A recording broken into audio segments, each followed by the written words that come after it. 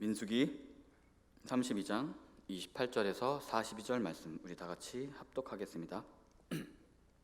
이에 모세가 그들에 대하여 제사장 엘르아살과 눈의 아들 여호수아와 이스라엘 자손 지파의 수령들에게 명령하니라. 모세가 그들에게 이르되 갓 자손과 루벤 자손이 만일 각각 무장하고 너희와 함께 요단을 건너가서 여호와 앞에서 싸워서 그 땅이 너희 앞에 항복하기에 이르면 길르앗 땅을 그들의 소유로 줄 것이니라. 그러나 만일 그들이 너희와 함께 무장하고 건너지 아니하면 그들은 가나안 땅에서 너희와 함께 땅을 소유할 것이니라. 갓 자손과 루벤 자손이 대답하여 이르되 여호와께서 당신의 종들에게 명령하신 대로 우리가 행할 것이다. 우리가 무장하고 여호와 앞에서 가나안 땅에 건너가서 요단 이쪽을 우리가 세워야 할 기업이 되게 하리이다. 모세가 갓 자손과 루벤 자손과 요셉의 아들 므낫세 반 지파에게 아모리인의 왕 시온의 나라와 바산 왕 옥의 나라를 주되 곧 그 땅과 그 경내 성읍들과 그 성읍들의 사방 땅을 그들에게 주매 갓 자손은 디본과 아다롯과 아로엘과 아다롯 소반과 야셀과 욕부하와 분니무라와 밧하란들의 견고한 성읍을 건축하였고 또 양을 위하여 우리를 지었으며 루벤 자손은 헤스본과 헬르 알레와 기랴다임과 느보와 바알무온들을 건축하고 그 이름을 바꾸었고 또 신마를 건축하고 건축한 성읍들의 새 이름을 주었고 므낫세의 아들 마길의 자손은 가서 길르앗을 쳐서 빼앗고 거기 있는 아모리인을 쫓아내매 모세가 길르앗을 므낫세의 아들 마길에게 주매 그가 거기 거주하였고 므낫세의 아들 야일은 가서 그 촌락들을 빼앗고 하봇 야일이라 불렀으며 노바는 가서 그낙과 그 마을들을 빼앗고 자기 이름을 따라서 노바라 불렀더라. 아멘. 드디어 두 지파에 의해서 일어난 소동이라고 해야 될까요? 사건이 요단 동편 땅을 요구하는 두 지파의 사건이 오늘 본문으로 마무리가 됩니다. 이 본문에 앞서서 바알 부올 사건이 있었습니다. 또 그 사건에 있어서 징계가 있었고요. 그리고 그 이후에 군인과 전리품에 대한 정결 의식을 거치고 그 전리품을 따라을 각각 분배하였습니다. 또 그것이 너무나 감사하고 자신의 생명을 구해주셔서 감사했는지 자청하여 감사의 예물을 드리는 장면이 나옵니다. 그리고 바로 요단 동편의 땅을 요구하는 두 지파의 사건이 나옵니다. 제가 이 말씀을 묵상하면서 묵상 포인트를 잡지를 못했습니다. 오늘 본문의 뜨거운 감자인 두 지파의 요구를 좀 긍정적으로 봤던 것 같습니다. 근데 묵상을 하면서 이틀 전 가네스 바네아 사건을 언급하며 분노하는 모세를 묵상하면서 내가 잘못 생각한 것이구나 라는 생각이 들었습니다. 그러면서 문득 이 본문을 읽으면서 들었던 생각이 계속 들은 고민과 묵상의 포인트는 두 지파의 요구를 어떻게 봐야 할까? 또 믿는 자가 욕심을 부리는 것은 믿음 생활에 있어서 어떤 의미를 가질까 하는 것에 대한 고민이 들었습니다. 그래서 앞에도 언급하셨듯이 전결 의식의 이야기의 문학적 구조와 또 두 지파 사건의 이야기 구도가 좀 비슷하다라는 묵상이 들었습니다. 그 묵상이 뭐냐면 반은 맞고 반은 틀리다. 그래서 그 반이 맞을 때까지, 그 반이 정결하게 될 때까지, 온전하여질 때까지 하나님은 기다리시는구나, 그렇게 인도하시는구나 라는 묵상이 문득 들었습니다. 그러면서 1세대와 2세대가 다른 결과를 가져왔는데 이런 다른 결과가 무엇일까라는 것에 대해서 또 한번 묵상을 했습니다. 그래서 1세대의 요구와 2세대들의 요구를 한번 비교해 보았습니다. 분명히 다른 점이 눈에 띄었습니다. 가네스 바네아 사건 1세대 때요, 가네아 바네스 사건뿐만 아니라 다른 불평 불만 사건에서 1세대들은 꼭 하는, 2세대들과 다르게 꼭 하는 불만이 있었습니다. 바로 애굽으로 돌아가려는 내용과 함께 원망과 불평을 토로했습니다. 하나님께서 애초부터 이스라엘에게 계획하신, 바로 태초부터 계획하셨던 출애굽 사건, 그 사건에 담긴 언약의 영원함과 그 언약에 의한 하나님의 이끄심을 근본적으로 부정하는 원망이었습니다. 바로 출애굽으로 돌아가겠다라고 하는 그런 원망은 또한 요구하는 것이 달랐습니다. 물을 달라, 고기를 달라, 기타 등등 그들의 요구에는 하나님께서 그들을 향해 계획하신 가나안의 비전은 눈을 씻고 봐도 없습니다. 근데 이 세대들이 해당하는 두 지파의 요구는 좀 달랐습니다. 분명 욕심에 의해서 땅을 요구했지만 그 안에는 애굽 도시들이 더 화려하게 살기 좋았는데 왜 이런 땅을 주시려고 이 고생을 시키셨지라는 원망이 없습니다. 애굽에서 비록 노예로 살았지만 이 총구석에서 노예로 살았지만 애굽에서 그 문화적 혜택을 누리면서 얼마나 살았는데 왜 여기서 총구석에서 살아야 돼에 대한 불만도 없습니다. 단순히 그들이 요구한 것은 이 땅이 좀 좋아 보였고 그 안에서 내가 경작할 만한 땅이구나, 이 안에서 양을 치면서 내가 가축들을 잘 지키면서 살겠구나 하는, 바로 하나님께서 원초적으로 이스라엘에게 비전을 주셨던 바로 가나안 땅에 살아가는 그 안에서 이 두 지파는 욕심을 부렸다라는 저는 그러한 묵상이 되었습니다. 그들의 욕심과 현실 안주가 전체 이스라엘에게 큰 동요를 일으켰습니다. 그렇기 때문에 모세가 가데스 바네의 사건을 언급하면서 너희들이 잘못했다라고 말을 했습니다. 근데 1세대들과 다르게 그들은 바로 돌아섭니다. 그것이 정말 진정한 깨달음이든 아니면 그 땅에 대한 욕심을 때문에 또 정말 얻고 싶어서의 그러한 타협 아니든 간에 그들은 가나안 비전, 가나안 정복에 앞서서 자신들이 선봉에 서겠다라는 것을 자처하면서 또 이 본문과 같이 3-4번 내가 그대로 행하겠다, 내가 모세와 지킨 약속을 그대로 지키겠다라고 약속을 합니다.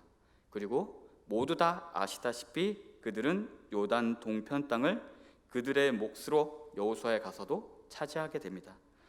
그것을 보면은 이 두 지파가 그 모세와의 약속을 성실하게 이행했다라는 것을 우리는 볼 수 있습니다. 오늘 본문에서 모세가 우려한 불이행의 모습은 그들에게 보이지 않았기 때문일 것입니다. 이러한 묵상의 틀을 가운데서 오늘 본문을 들여다보겠습니다. 딱 세 단락으로 나눌 수가 있는데요. 28장과 29절 또 30절을 보면 모세는 제사장 엘르아살과 여호수아에게 두 지파와 맺은 약속 내용을 알려줍니다. 여호수아와 엘르아살이 이스라엘 다음 세대의 대표자로 이 부분에서 등장하게 됩니다. 가나안 정복과 땅 분배의 과제가 앞으로 그들에게 넘어갑니다.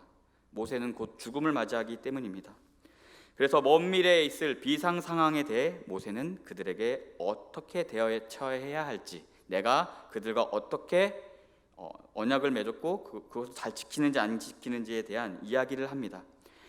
그러면서 갓 자손과 루벤 자손들이 스스로 맺은 약속을 잘 지킨다면 그들에게 요단강 동편 땅을 기업으로 주라, 바로 그들이 요구했던 땅을 주되, 그렇지 않으면, 그렇게 만일 이행하지 않으면, 여기서 참 재밌는 말씀입니다. 요단강 서편 가나안에 유산을 주라고 당부합니다. 우리 다음 구절에서 자세히 나오는데 30절을 같이 한번 읽어보겠습니다. 30절. 그러나 만일 그들이 너희와 함께 무장하고 건너지 아니하면 그들은 가나안 땅에서 너희와 함께 땅을 소유할 것이니라. 30절 참 재밌습니다.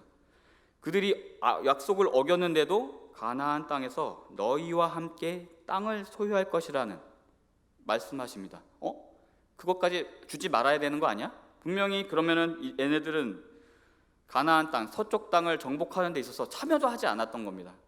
그렇게 되는데 모세는 이렇게 얘기하고 있습니다. 분명히, 근데 여기서 보면은 그들이라는 표현을 썼습니다. 분명히 므낫세 두 지파가 듣고 있었는지 안 듣고 있었는지는 잘 모르지만 제가 보기에는 여호수아의 다음 세대들과 모세와의 단독으로 나누는 대화 내용입니다. 분명히 그들은 듣지 않았을 가능성이 있습니다. 즉 모세와 여호수아를 비롯한 다음 세대 리더들만의 대화였을 것 같습니다. 그래서 30절 말씀의 의미를 표면적으로 보면 되게 긍정적으로 보입니다. 그들의 약속 불이행에 대한 어떠한 형태로도 하나님의 징계처럼 읽혀지지 않습니다. 그래서 30절에 대한 많은 학자들의 의견들이 있었습니다. 만일 이 지파들이 약속을 이행하지 않으면 가나안에 정착하게 될 다른 지파처럼 취급받을 것이라는 뜻으로 해석하기도 하고요. 그들이 희망하는 요단 동편의 땅의 소유를 허락하지 않겠다, 그들이 요구했던 동편 땅을 허락하지 않겠다라는 뜻으로 풀이하기도 합니다. 그래서 정확한 의미를 파악하기는 어렵습니다. 근데 저도 나름대로 이것을 묵상하면서 느꼈지만 어제 묵상했던 23절과 30절이 참 대비가 됩니다. 우리 23절 한 장 넘기면 23절 나오는데요. 23절 읽어보겠습니다.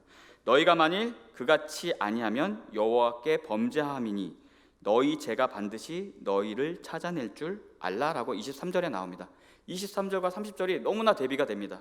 여기서는 너희가 이행하지 않으면 너희 죄가 반드시 너를 쫓아갈 거다라고 하면서 언제나 그 영화 추적자와 같이 막 쫓아오는 그런 랩터와 같이 막 쫓아오는 그런 끈질기게 따라온다라는 너희 죄가 찾아온다라고 말하고 있습니다.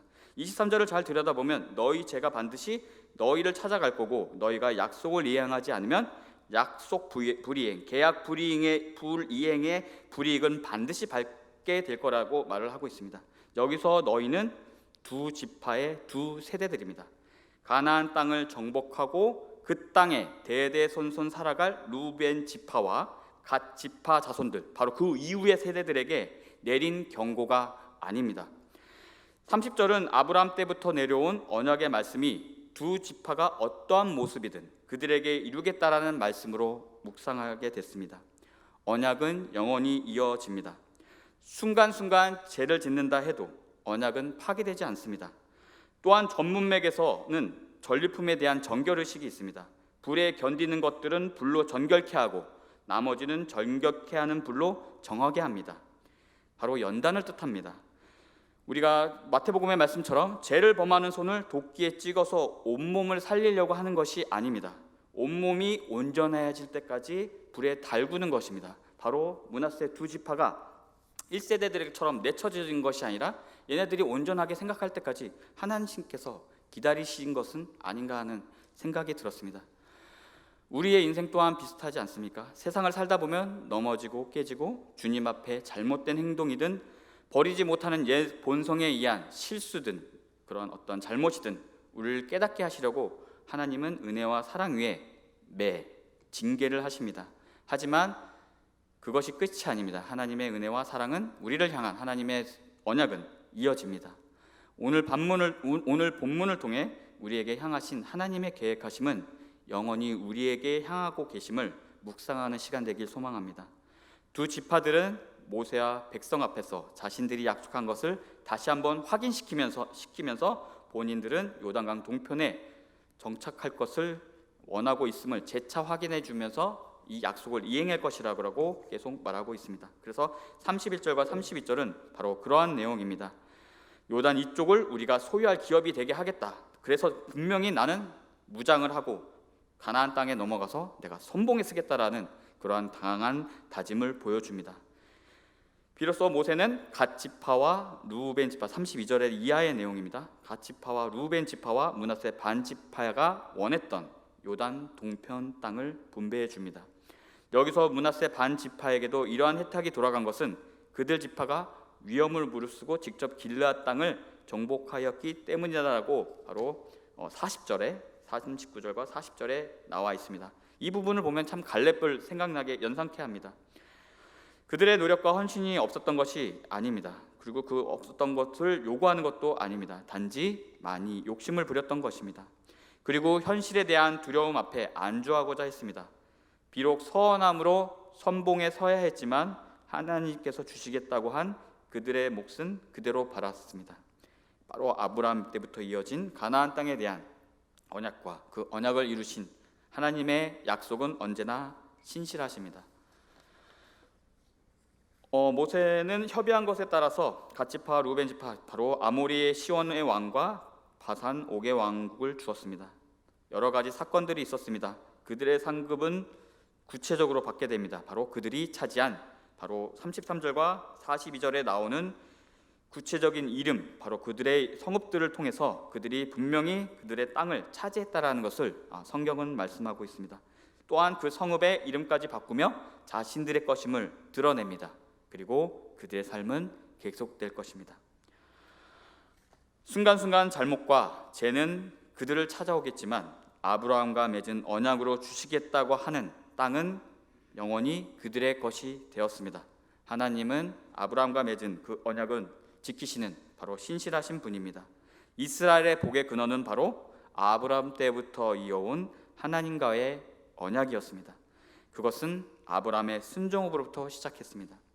아브라함은 바로 이스라엘의 복의 근원이었습니다. 우리들도 축복의 통로가 되는 믿음과 순종의 삶이 되길 소망하겠습니다.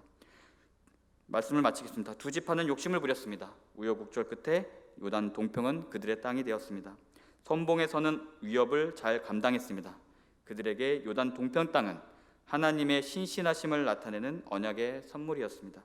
오늘 하루도 본문을 깊이 묵상하시며 코람데오의 하나님, 임마누엘의 하나님, 또 영원한